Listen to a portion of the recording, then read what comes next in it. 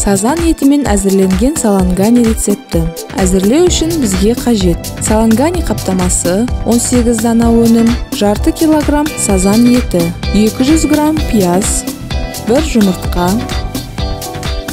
2 ас қасық қаймақ, лимонның 1/4 бөлігінің шырыны, 1 бума ас көк, 80 грамм ірімшік, сары май 50 грамм, 100 грамм өсімдік майы, 1 дана сәбіз, 5 грамм балыққа арналған дәмдеуіш, 200 грамм 10% кілегей, дәміне қарай тұз бен бұрыш. Салманы әзірлеу үшін бізге қажет: 100 грамм пиязды ет турағыштан өткізілген сазан етіне қосып араластырамыз.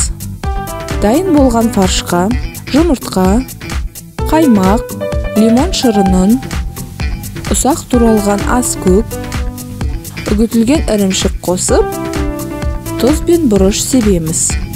Сонан соң барлығын мұқият араластырамыз.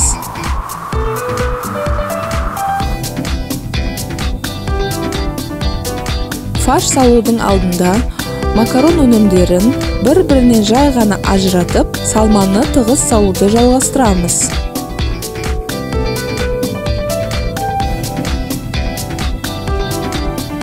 Нәтижесінде тығыз толтырылған салма өнімнің биіктігін ұлғайтып, ұстап тұрады.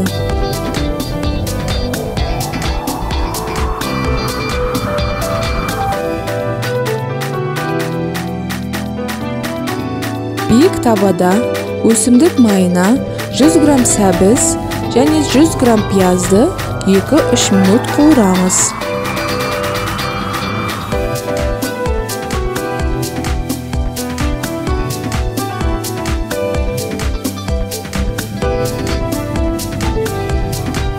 «200 грамм кілегей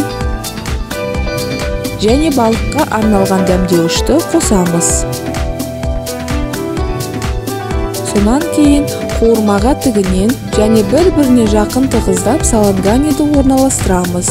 Абайлап, жоғарғы деңгейіне дейін қайнаған ыстық су құямыз. Тұз себеміз.